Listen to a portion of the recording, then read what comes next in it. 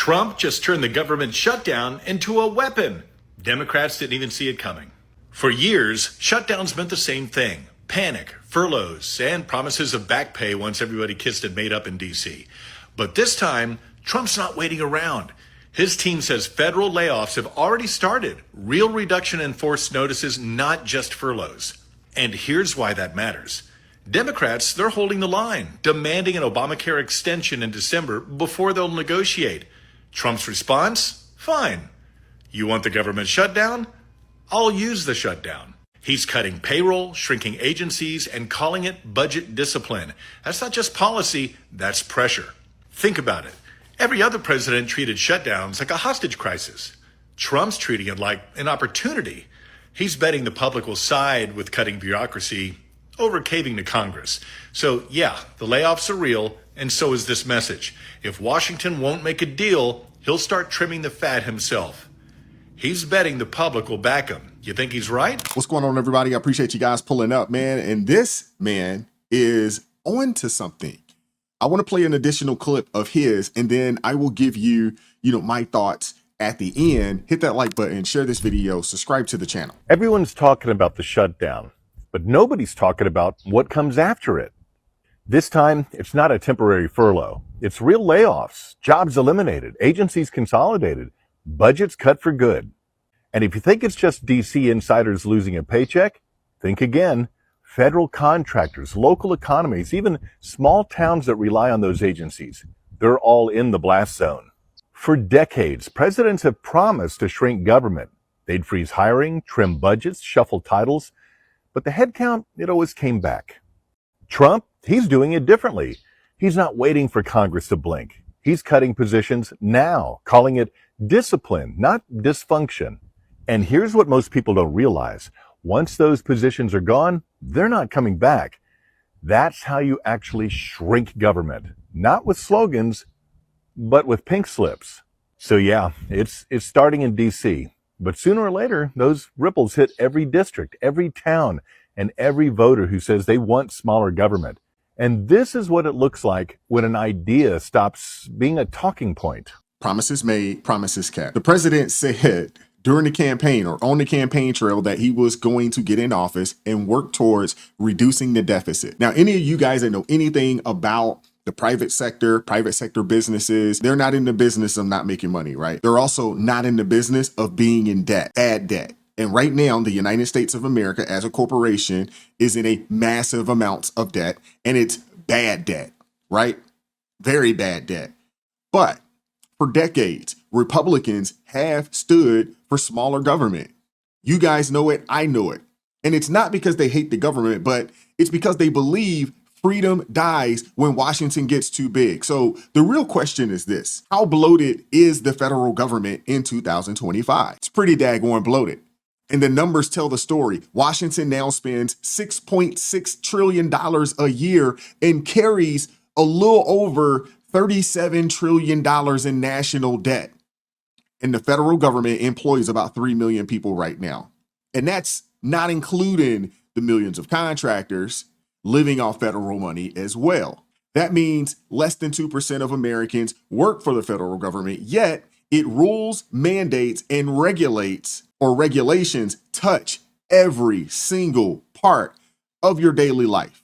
From the gas you pump to the schools your kids attend, DC has a say. I personally don't think it should be that way. I think the state should have way more autonomy, way more. Now, you got a lot of Republicans out there that are arguing that that is the problem, and I'm in agreement. The federal government was never meant to manage everything. It was meant to protect liberty, defend the nation, and stay out the way. But over time, power and money shifted from the state to the unelected bureaucrats. And the results, trillions of dollars wasted, deficits have exploded, and agencies so large, they can't even track their own budgets anymore. It's outrageous.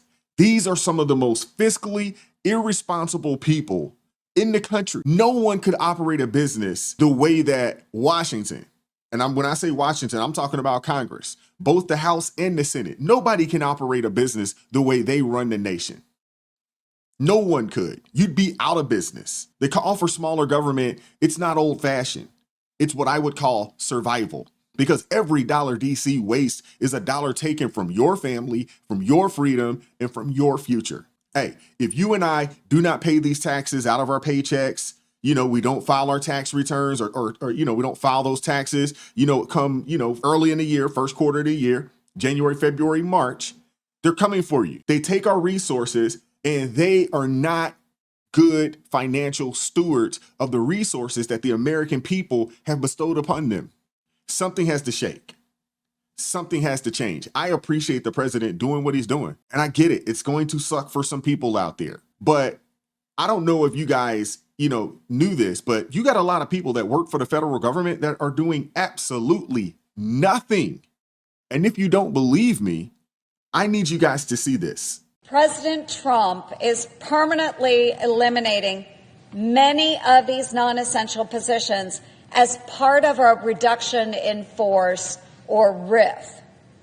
So here are some of my suggestions for getting rid of the riffraff with a RIF. First up, eliminate the positions of federal employees and contractors who weren't even working before the government shutdown. There's a lot of them, too. While millions of Americans have 2 or more jobs to make ends meet, these federal employees aren't working at all. There are dozens of national laboratory employees with nothing to do who spend the workday catnapping or playing cards and games. To pass time, one of them started journaling. One of his entries reads, quote, "Did nothing all day today, over 10 hours in here." The following day he wrote, quote, "I do hope to play another good game of chess. They're not the only ones with nothing to do." A Department of Energy contractor actually filed a complaint that he was getting paid for work he wasn't doing. So good on him, at least he's honest. Yeah. For years, he and his co-workers have been spending their time looking for things to do, watching Netflix and taking naps. He says he is, quote, "begging for work," adding, "I can't believe I'm getting paid to do nothing." If federal employees can't even justify their own salary, how can anyone else? I've also uncovered bureaucrats who are holding several different government jobs simultaneously, but aren't doing any of them. For example, a full-time HUD employee was being paid for 2 other full-time, got this, folks? Okay. She was being paid for 2 other full-time government contractor jobs. So that's 3 full-time jobs in total. She frequently billed taxpayers for working more than 24 hours in a single day. Gosh, if I could find more than 24 hours in a day, that would be pretty extraordinary. But this woman was paid $225,000 for hours she never worked in nearly 3 years. 3 full-time jobs, people, not working any of them. This isn't an isolated case either. I've introduced my Double Dippers Act to cross-check paychecks and payrolls to identify and stop bureaucrats from double billing taxpayers for work they're not even doing. Okay, don't laugh. This is true here. There are plenty of other non-essential jobs that can be eliminated immediately, beginning with the multitude of gimmicky government mascots. How many of you guys knew this was a thing? Government mascots and people getting paid to be government mascots. I didn't even know that this was such a thing. I'm not talking about Smokey the Bear, okay? Not talking about Smokey the Bear, but rather the other costume characters you've probably never even heard of, like the National Park Service's Lupe the Ringtail, who is so frightening that Lupe makes children cry. Owlie Skywarn. Oh, I'm sure you've all heard of Owlie Skywarn with the National Weather Service. Another Park Service mascot, Riley the Roadrunner. Puddles the Blue Goose with U.S. Fish and Wildlife Service. And everybody's favorite, Franklin the Fair Market Fox from HUD. I say let's furlough these fur balls forever. Tax dollars should never be spent paying for any of these do-nothing jobs. I do agree with her, but that was a little corny, right? Especially when there are severe staffing shortages for critical jobs like air traffic controllers and VA health care providers. The folks who are working these important jobs are too often overworked, understaffed, and underappreciated. So these folks can go. And there you have it.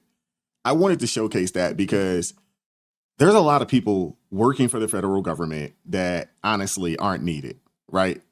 They're non-essential. They're not needed. But for a long time, getting a federal government job, really, it's been almost another form of welfare. It's another form of welfare. Because once these folks get these jobs, they know it takes an act of Congress for them to be fired. So, of course, they don't work. Of course, they abuse the system. Of course, they call in and out all the daggone time. Of course, they take naps. Of course, on their government computers, they're watching corn and not actually doing the job that they've been hired. I promise you, this is a thing. Being out here in the area, in the DMV area, as a headhunter, I've staffed for government contracting agencies and things of that nature. And a lot of the government contractors are redundant positions to the actual federal government workers because federal government workers are some of the laziest people in the country. Not all, but some of them. And a lot of your government contracts, they're redundant positions. There's already somebody in the role as an actual government worker, but because they can't get these people to do the work and they can't fire these people, they hire a contractor to come in and do the work that the federal government workers are supposed to be doing. It's insane, but it happens a lot. And if you actually talk to people that work for these government contractors, if they're willing to be honest with you, they will tell you it's the truth. I know this because I worked in that world. But I want to hear from you guys in the comment section. What are your thoughts? Like, share, subscribe, turn the notifications on to all so you never miss an upload. Consider joining the ARP family, or you can buy your brother a coffee. The link's in the description box below. I appreciate the support, the love. Keep God first. Stay prayed up. We'll catch up with you all next time. Peace. We won't stop. I won't quit. Stand for the truth. No counterfeit. Real ones rise. Let the fake ones split. Repent for the lies. Let the